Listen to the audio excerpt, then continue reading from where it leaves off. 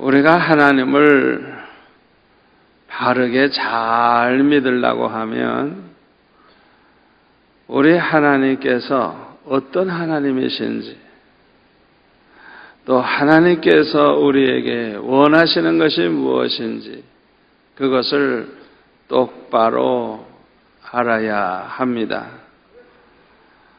하나님을 똑바로 알지 못하고 하나님의 뜻을 모르고 살면 예수를 믿는다고 하는데, 자기는 열심히 믿는다고 하는데 제멋대로 믿는 거예요. 제멋대로. 우리가 부모님에게 참 효도를 하려고 하면 부모님이 뭘 원하시고 뭘 원치 아니하시는지, 어떤 음식을 좋아하고 어떤 음식을 싫어하시는지 그걸 잘 알아가지고 맞춰드리면 그 부모님 마음을 얼마나 기쁘시게 해드리겠어요. 그게 참 효도예요. 그런데 부모님이 뭘 원하는지 싫어하는지도 모르고 제멋대로 자기 좋을 대로 그렇게 음식을 해서 대접을 한다고 하면 그건 아주 고약한 사람이에요. 아주 고약한 사람. 그 효도를 하는 게 아니에요. 그러니까 우리는 성경을 읽으면서 우리가 믿는 하나님이 어떤 하나님인지, 또 하나님은 뭘 기뻐하시는지, 무엇을 싫어하시는지 그것을 잘 살펴야 돼요. 그런데 고린도전서 14장 33절에 보면 하나님은 무질서의 하나님이 아니시요 오직 화평의 하나님이시니라. 그래서 무질서의 하나님이 아니래요. 무질서의 하나님. 그리고 화평의 하나님이라 그랬어요. 우리 하나님께서는요, 이 우주 만물을 창조하셨을 때 이 우주에는요 얼마나 많은 별들이 있는지 몰라요. 우리 태양과 같은 것은 아주 그냥 점과 같이 작은 별이에요. 해도 큰 별이지만은 해보다 더 큰 별들이 얼마나 많은지 몰라요. 그 모든 것이 그냥 질서정연하게 돌아가는데 조그만 오차만 생겨도 별이 별끼리 부딪히고 난리가 나고, 특별히 지구가 해의 둘레를 돌아갈 때에 정확하게 질서정연하게 돌아가지 아니하면 우리는 살 수가 없는 거예요. 살 수가 없는 거예요. 우리 하나님은 질서의 하나님이시고 무질서의 하나님이 아니시라는 걸 믿으시기를 바랍니다. 그리고 우리 하나님은 화평의 하나님이시라고 해요. 화평의 하나님. 평화를 좋아하시는 하나님. 그래서 우리 하나님께서 태초에 창조하신 이 세상에는 오직 평화가 가득 찬 그런 세상이었습니다. 하나님이 만드신 에덴 동산에는 서로 싸우거나 불화하거나 살벌하거나 그런 세상이 아니에요. 한마디로 말하면 그저 편하게 살 수 있는 낙원과 같은 곳이었어요. 낙원과 같은. 우리가 장차 들어가서 영원히 살게 될 저 천국도 평화의 세계입니다.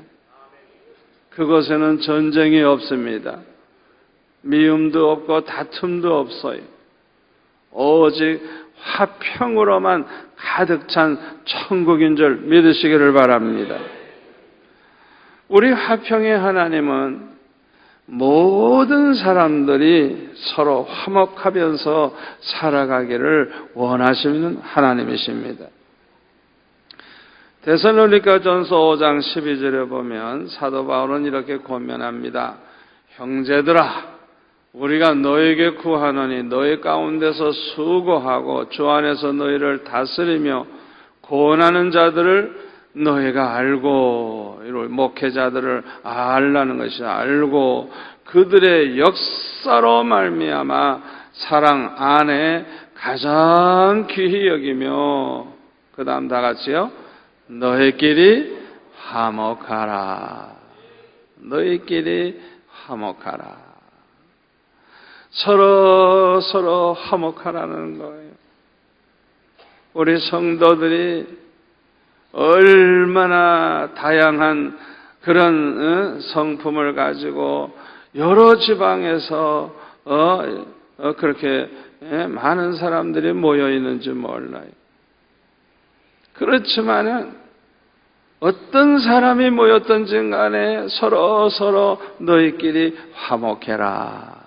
그래서 우리 하나님은 우리가 늘 화목하면서 살기를 원하시는 거예요.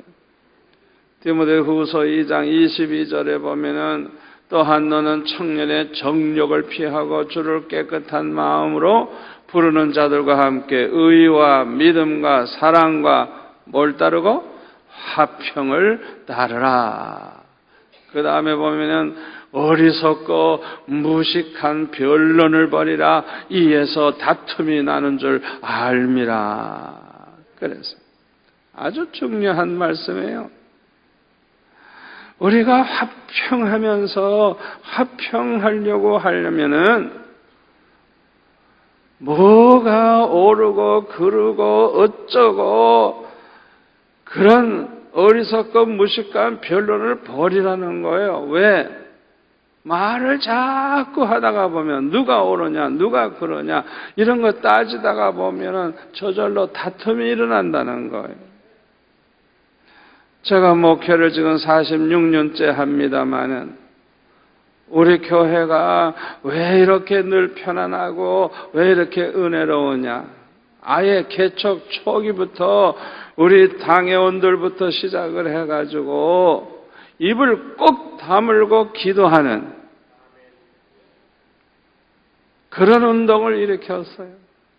아무리 문제가 있어도 입 열지 말라 이게. 말하면 문제가 더 커지는 거예요. 이 똑똑한 사람들이 말 잘해가지고 세상이 얼마나 골치 아픈 세상이 되는지 몰라요. 똑똑한 사람들은 모든 걸 잘 분별해가지고 옳고 그렇고 뭐 이러고 저러고 잘 따지거든요. 그런 사람이 하나만 있으면 좋겠는데 하나만 있습니까? 많죠. 그러다 보니까 서로 잘났다고 하다 보니까 다툼이 일어나는 거예요. 저는 목회를 하면서 깨달은 게 있어요. 저도 할 말이 많아요. 그러나 꼭 참고 기도만 하는 거예요. 주님이 해결하십시오. 주님이 해결해 주십시오. 주님이 일을 맡아주십시오. 그렇게 기도하다가 보면 한 달, 두 달, 설 달 지나가면 문제가 다 없어져 버려요. 할렐루야. 할렐루야. 이 말을 하는 사람들은 긁어부스럼을 만드는 사람이에요. 입을 꼭 다물고 기도하면 주님이 다 해결해 주시기 때문에 아무도 상처받지도 않고 상처 주지도 않고, 아멘. 상처가 없이 해결이 돼요. 하나님이 해결해 주세요. 아멘. 그런데 하나님이 창조하신 이 평화로운 세상이 평화가 깨지고 미움과 전쟁으로 가득 차게 되었는데, 그 이유는 아담과 하와가 하나님께서 먹지 말라고 하신 선악과를 따먹었기 때문입니다. 다시 말하면 하나님의 말씀을 저버리고 욕심의 눈이 어두워서 선악과를 따먹는 죄를 범했기 때문인 것입니다. 죄라고 하는 것은 평화를 깨트립니다. 이 죄라고 하는 것은요, 마음을 분열을 시켜가지고요, 한 마음이 되지 못하게 만드는 거예요. 그러니까 악한 마음을 가진 사람들이 이제 죄를 범하기 시작하면 분열이 막 일어나는 거예요. 왜? 믿을 수 없는 사람이니까 마음이 하나가 되질 않는 거예요. 다 갈라지는 거예요. 죄는 부부 사이를 분열시키고 형제 사이를 분열시키고 국가와 국가 사이를 분열을 시키고 하나님과 우리 사이를 갈라놓습니다. 원수가 되게 만듭니다. 죄가 이렇게 원수가 되게 만드는 거예요. 그러므로 우리 인간이 악해지면 악해질수록 더욱 무서운 죄를 범하게 되고 이 세상은 미움과 전쟁으로 가득 찬 지옥으로 변하게 되는 것입니다.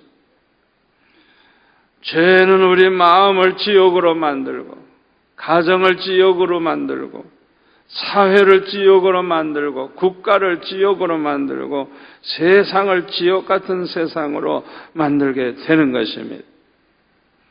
인간이 악해지면 그렇게 되는 거예요. 이 사람이 문제.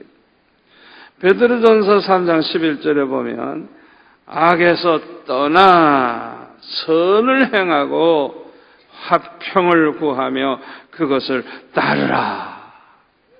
아멘.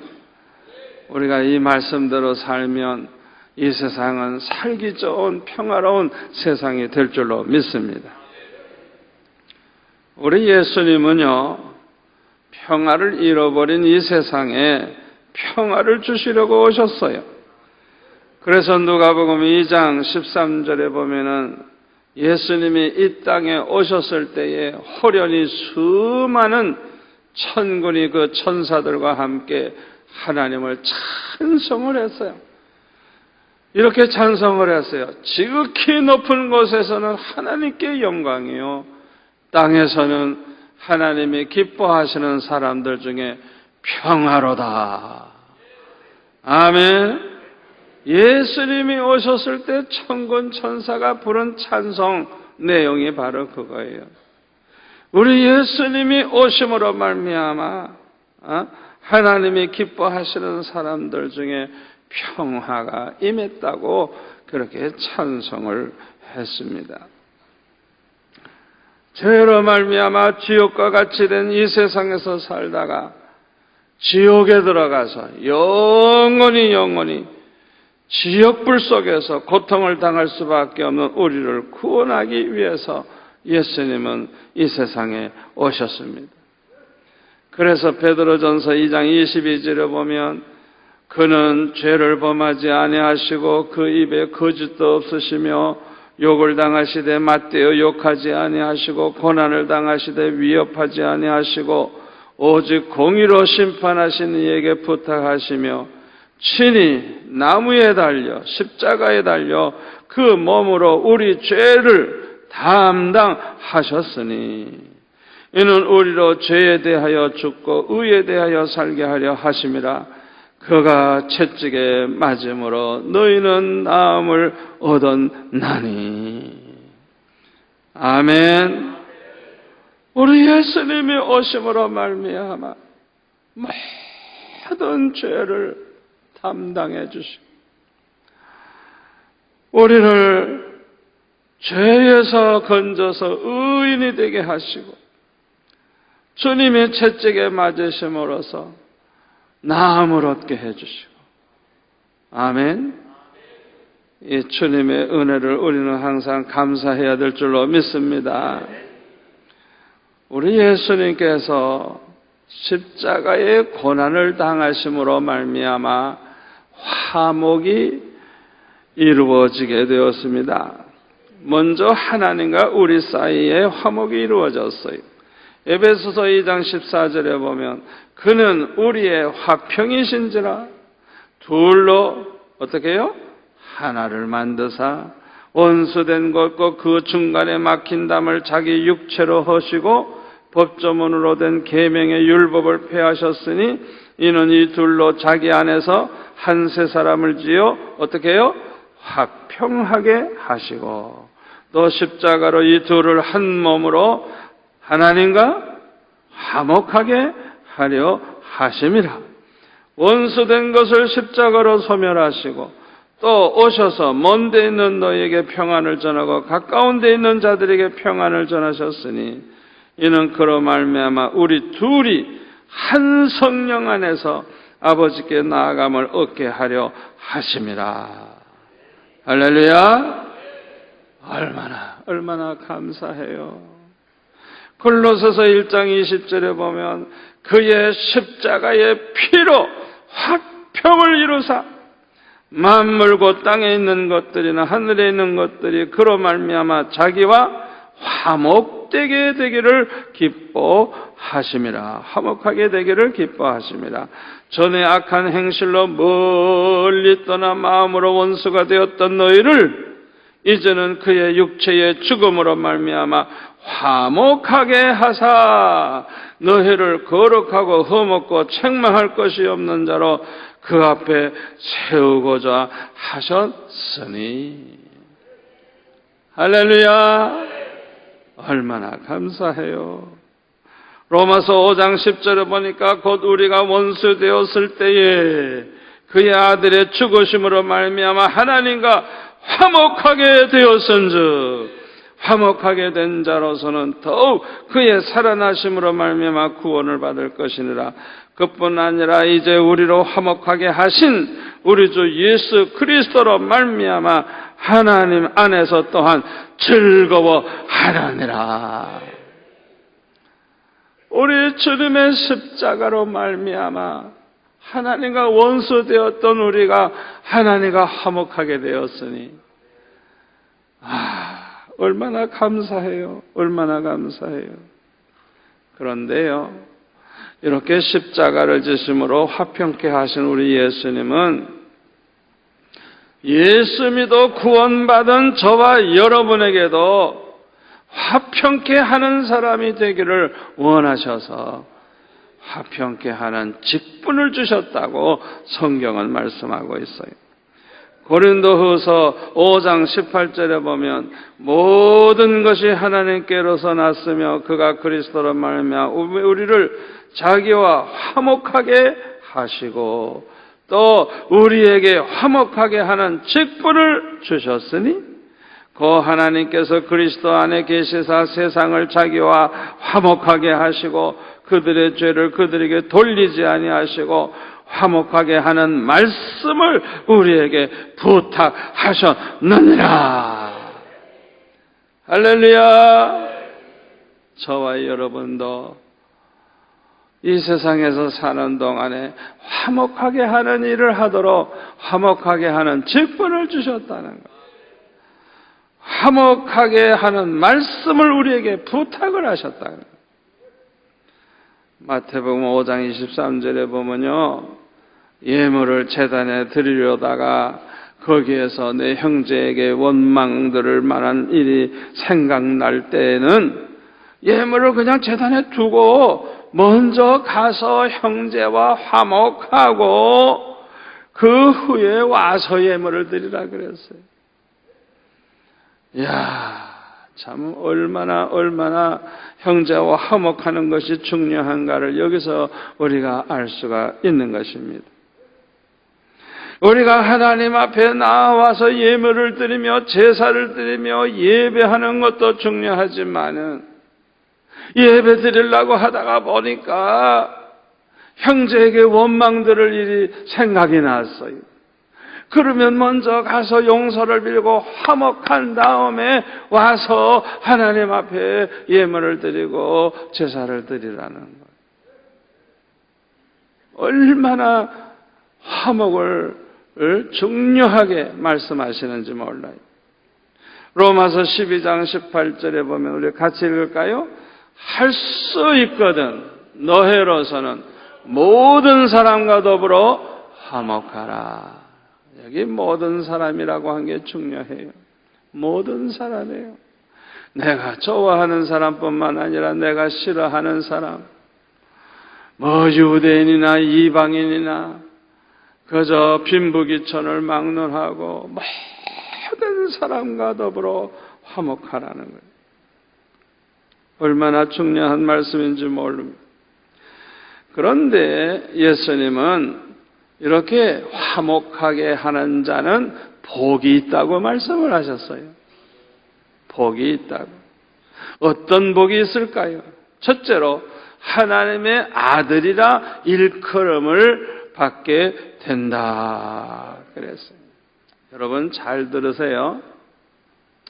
그 사람이 하나님의 아들인지 마귀의 아들인지, 다시 말하면 하나님의 자녀인지 마귀의 자녀인지, 구원받은 하나님의 자녀인지 구원 못 받은 그런 마귀의 자녀인지 뭘 보면 알 수가 있느냐? 그 사람이 화평케 하는 사람인지 화평을 깨는 사람인지 그걸 보면 알 수 있다는 거예요. 아멘? 그러니까 화평하게 하는 사람들은 복이 있는데 하나님의 아들이라 일컬음을 받으리라. 화평케 하는 사람이라야 진정 하나님의 구원받은 자녀가 되었음을 우리가 알 수가 있는 것입니다. 두 번째, 어떤 복이 있느냐? 천국에 가서 주님을 만나보는 축복이 있습니다. 히브리서 12장 14절에 우리 한번 같이 읽겠습니다. 모든 사람과 더불어 화평함과 거룩함을 따르라. 이것이 없이는 아무도 주를 보지 못하리라. 여러분 성경을 읽을 때 100% 그대로 믿으셔야지 가감을 하거나 자기가 적당히 해석하면 안 돼요. 그대로 믿어야 돼요. 그대로. 모든 사람과 더불어 화평함과 거룩함을 쫓으라. 어떻게 해서든지 화평하도록, 또 어떻게 해서든지 거룩하게 살도록 화평함과 거룩을 따라가라는 거예요. 이것이 없이는 아무도 주를 보지 못하리라. 천국에 못 간다는 말이에요. 주님 계신 곳에 못 간다는 거예요. 그러니까 주님을 만나볼 수가 없는 것이죠. 그런데 이 말씀은 얼마나 중요한 말씀인지 몰라요. 우리는 모든 사람을 사랑하고 모든 사람과 더불어 화평해야 되는 것은 맞지만은, 그러나 거룩함을 포기해 가면서까지 해서는 안 된다는 거예요. 화평함도 지켜야 되지만은 거룩함도 지켜야 된다는 거예요. 아멘. 우상숭배하는 사람들과 화평하기 위해서 같이 우상숭배하면 됩니까? 이건 말도 안 되지. 그 사람들과 화평해야 하려고 하지만은 우상숭배를 하면 안 되는 거예요.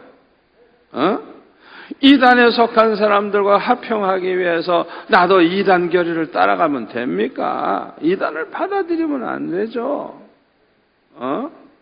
음란한 짓을 하는 사람과 화평하기 위해서 나도 음란한 짓을 하면 됩니까? 안 되는 거예요. 절대 그것은 양보하면 안 되는 거예요. 거룩함을 지키면서 화평해야지.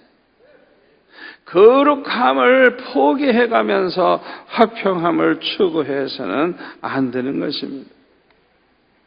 세 번째 받는 복은 이 땅에서도 영육간에 받는 복이 얼마나 많은지 몰라요. 화목하면서 사는 사람, 화평하게 하면서 사는 사람이 받는 복이 너무너무 많아요. 잠언 12장 20절에 보면은 악을 꾀하는 자의 마음에는 속임이 있고 화평을 의논하는 자에게는 희락이 있느니라. 어떻게 해서든지 화평케 하기 위해서 의논을 해. 이런 사람에게는 희락이 있대요. 희락이. 얼마나 귀한 말씀입니까? 잠언 14장 30절 평온한 마음은 육신의 생명이나 시기는 뼈를 썩게 하느니라. 마음이 평안해. 마음에 평화가 있어. 이런 사람은요, 소화도 잘 되고 잠도 잘 오고 혈액순환도 잘 되고 육신의 생명이래. 육신의 생명. 아멘. 그러니까 다른 사람과도 화목하고 늘 마음에 그 평안함이 있는 사람, 아주 건강의 복을 받는 거예요. 많은 사람들이 저보고 항상 물어요. 목사님, 어떤 운동하세요? 하도 제가 뚱뚱해지니까 걱정이 돼가지고 어떻게 운동하느냐고 자꾸 물어요. 운동할 시간이 진짜 없어요. 걷기라도 해야 되는데. 그래서 저는 건강관리를 어떤 방법으로 하느냐 하면 마음 관리를 해요. 마음을 항상 평안하게, 마음이 늘 기쁘고, 내 마음에 누구도 미워하는 사람이 하나도 있으면 안 돼. 그냥 그 사람을 그냥 사랑할 때까지 기도하고 그 사람을 그냥 품어주려고 그러고, 그냥 마음이 늘 그렇게 모든 사람과 화평케 하려고 하는 마음을 가지니까 내 마음의 평화가 꽉 차니까 소화도 잘 되고 혈액순환도 잘 되고 잠도 잘 오고 밥맛도 너무 좋고. 그건 살만 쪄요. 이 잠언 14장 30절, 그게 요전 새번역 전에 성경에는요, 마음의 화평은 육신의 생명이라 그랬어요. 마음의 화평. 잠언 17장 1절에 보면 마른 떡 한 조각만 있고도 화목하는 것이 제육이 집에 가득하고도 다투는 것보다 나으니라. 너무너무 가난해서 마른 떡 하나 가지고 나눠 먹는 그런 가난한 가정이라도 화목하는 것이 그냥 고기가 그냥 밥상에 가득 차면서도 서로 다투는 것보다 낫다는 거예요. 얼마나 잘 사느냐, 잘 먹느냐가 문제가 아니라 화목하면서 사는 게 더 우리에게 복이 된다는 거예요. 시편 37편 10절에 보니까 잠시 후에는 악인이 없어지리니 네가 그것을 자세히 살필지라도 없으리로다. 그러나 온유한 자들은 땅을 차지하며 풍성한 화평으로 어떻게 해요? 즐거워하리로다. 아멘. 풍성한 화평으로 즐거워하리로다. 화평이 넘치는 사람에게는 그냥 항상 즐거움이 있는 거예요. 시편 37편 37절, 모든 화평한 자의 미래는 평안이로다. 옛 성경에는 화평한 자의 결국은 평안이로다. 우리가 화평하면서 살면 그 사람의 앞길에는 모든 게 그냥 잘 되니까 마음이 평안할 수밖에 없죠. 가정도 평안하고, 직장도 평안하고, 마음도 평안하고, 교회도 평안하고. 아멘. 야고보서 3장 18절에 보면 화평하게 하는 자들은 화평으로 심어 의의 열매를 거두느니라. 이렇게 화평케 하면서 사는 사람들은 받는 복이 얼마나 많은지 몰라요. 그러면 마지막으로 누가 화평케 하는 자가 될 수가 있을까요? 한마디로 말해서 성령으로 거듭난 성도들입니다. 성령으로 거듭난 성도들에게는 반드시 회개가 있습니다. 우리가 회개를 철저히 하다가 보면 하나님께서 죄를 사해 주실 뿐만 아니라 성령을 선물로 주십니다. 그래서 진실로 회개하는 이 사람에게는 성령으로 말미암아 변화가 일어나기 시작하는 거예요. 마귀의 성품이 하나님의 성품으로 점점 변화가 되고, 어두움에 열매를 맺던 살던 사람이 빛의 열매를 맺으면서 살게 돼요. 어두움의 열매는 악함과 불의함과 거짓됨이고, 빛의 열매는 착함과 의로움과 진실함에 있다 그랬어요. 악한 사람이 점점 착해지고, 불의한 사람이 의롭게 살고, 거짓 속에서 살던 사람이 진실해져요. 아멘. 거듭난 성도는 반드시 변화가 일어나요. 그리고 세 번째로는 사랑의 사람이 됩니다. 아멘. 거듭난 성도들은 하나님을 사랑합니다. 마음을 다하고 뜻을 다하고 목숨을 다해서 하나님을 사랑하고 내 이웃을 내 몸과 같이 사랑하고, 성령 충만한 성도들은 얼마나 사랑이 많고 그에게는 희락의 열매가 나타나, 화평의 열매가 나타나서 원수들까지도 품어주고 안아주고, 그래서 모든 사람과 화평하면서 살게 되는 것입니다. 아무쪼록 저와 여러분은 성령으로 충만한 성도가 되셔서 모든 사람과 더불어 어떤 성품의 사람이라도 안아줄 수 있고 그들과 화목하면서 살 수 있는 성도가 되셔서 화목한 자가 받는 복을 다 받아 누리시기를 축원합니다.